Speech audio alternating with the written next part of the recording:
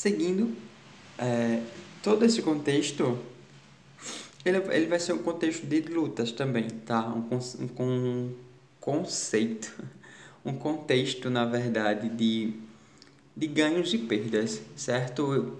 Um determinado povo dominava determinada região, depois ele vem, é totalmente massacrado por outro, e assim segue toda essa história do povo hebreu. Nós vamos ter, por exemplo, a era dos reis.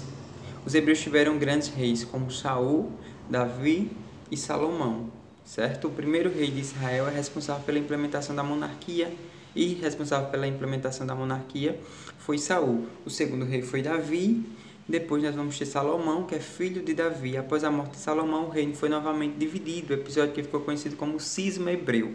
Então, como eu disse, todos esses contextos, geralmente trazido dessa origem patriarcal, sempre tendo uma pessoa no comando, como se fosse um rei, mas de fato não era um rei porque ele não tinha um governo para liderar. Geralmente dominava um povo ou uma região muito pequena. Tá, queridos? Então vocês façam a leitura com muito cuidado para que vocês possam entender todos esses pontos.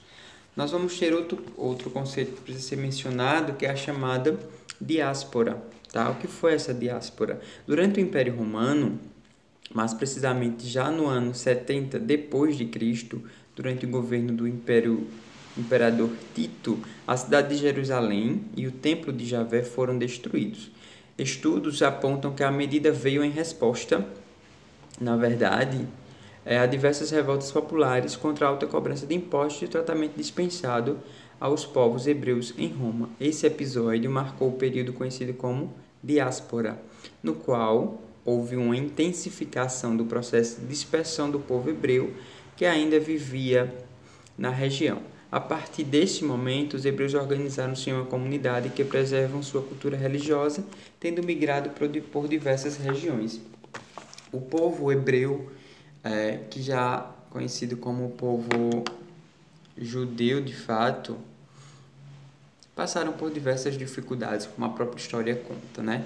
Além de todos de perseguição, de luta, dominação e também dominados por alguns povos, quando nós chegamos na conjuntura social da Primeira Guerra Mundial, nós vamos ter o que? Aquele contexto do Holocausto.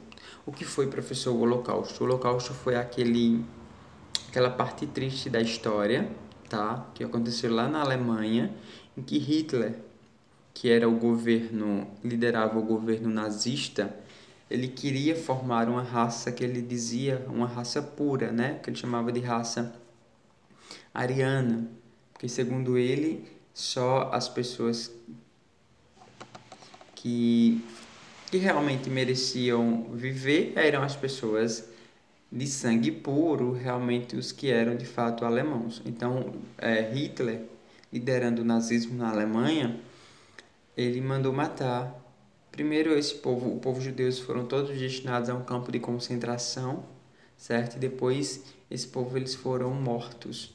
Então, tanto os judeus como também negros, deficientes, ciganos, homossexuais, tá? Por quê? Porque esse povo não era considerado como seres humanos de fato, né?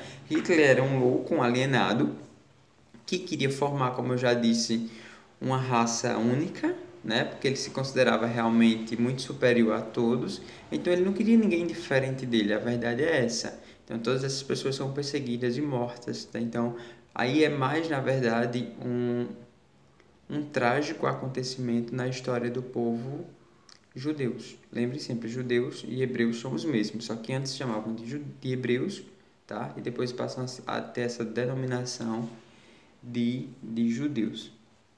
Certo, queridos? E até hoje, na verdade, toda essa região da Palestina, lá em Israel, Jerusalém, ainda tem muitos conflitos, tá? Esses conflitos que a gente vê lá no Oriente Médio o tempo todo, de luta por dominação de terra, guerras internas o tempo todo, isso realmente é muito triste.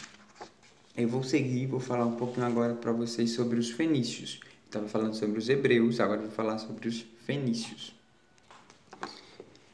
Em relação ao povo fenício, Eles, na verdade, foram também povos da antiguidade, certo? Só que eles não consolidaram um império sólido, tá? Eles não tiveram, na verdade, um governo muito sólido, como tantos outros povos, como os hebreus, por exemplo. No entanto, eles exploraram principalmente o setor marítimo, tá? Então, eles tiveram grande destaque na questão das navegações, certo, queridos? Era um governo comandado, na verdade, por uma elite comercial. Como eu já disse, o, os rios e mares se viram de pontos comerciais, rota marítima para compras, vendas de mercadorias e todo esse contexto que envolve os povos fenícios. Os produtos oriundos dos portos fenícios eram comercializados, na verdade, em diversas civilizações do mar Mediterrâneo. Os principais produtos comercializados pelos fenícios estavam tecidos, tá? Como eu disse, se tornaram grandes comerciantes e assim, quando a gente fala realmente sobre o povo fenício, automaticamente a gente já lembra de comércio, tá? Porque a região também que eles habitavam não era uma região muito próxima para a agricultura, por exemplo. Então, acaba encontrando alternativas para a própria subsistência. Então, fenícios, automaticamente, rotas marítimas e comércio. A hegemonia fenícia, primeiro, todo reino também ele tem o seu ponto de ápice, né? Onde você está no apogeu, onde você realmente está no topo do desenvolvimento, e depois tem a parte que é enfraquecido. Então, o povo fenício foi enfraquecido por constante ataque dos povos assírios, gregos, macedônios e romanos. Como eu disse também a vocês, todo esse contexto de história que nós estamos vendo são dominações, tá? Um povo dominando outro povo. Depois surge uma nova civilização dominando aquela antiga, como no caso aconteceu com os fenícios. Receberam graves ataques e acaba perdendo território para os povos assírios, por exemplo, os povos gregos e os povos romanos que tentaram atacá-los por diversas vezes. Agora deixa eu só comentar com vocês um pouquinho sobre os persas. Os persas eram povos também da antiguidade, descendentes de povos indo-europeus, certo? Que ocuparam o planalto central do atual do Irã. Eles tiveram um rei muito conhecido por conta da sua governança, tá? Que era chamado Ciro. Ciro ele foi o rei persa durante o século 6 a.C. Ele conseguiu unir povos da região e fez do Império Persa um dos maiores da antiguidade em limites territoriais. Tá? Ele governou por quase 30 anos, dominando habitantes da Mesopotâmia. Uma política imperial que ele fez foi que colocou em andamento o respeito à cultura. Por exemplo, quando eles dominavam um determinado povo, eles não imputavam àqueles povos a cultura deles. Por exemplo, o que era muito comum nos povos da antiguidade era quando você dominava uma região, você obrigar aquele povo a seguir a cultura, inclusive a religião. No caso do rei Ciro, um rei persa, ele não fazia isso.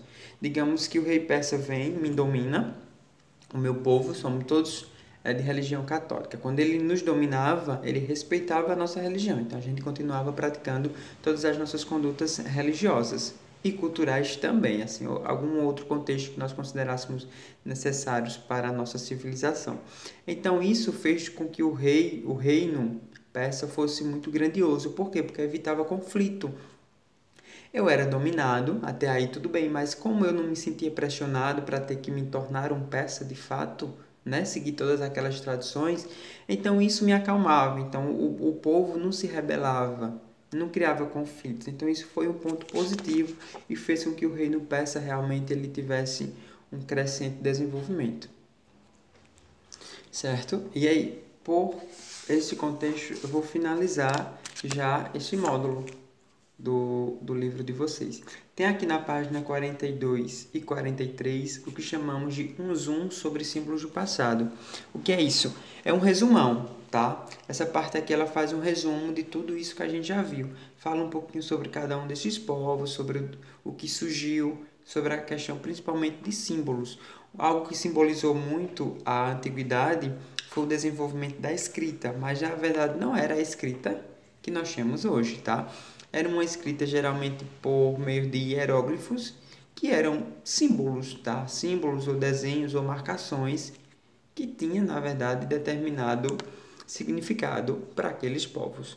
Então, houve muita pesquisa, tá? Esses povos deixaram muitos legados. O que são legados, professor? São coisas, objetos, construções monumentais e tantos registros que permitem com que haja o estudo dessas civilizações. Ok?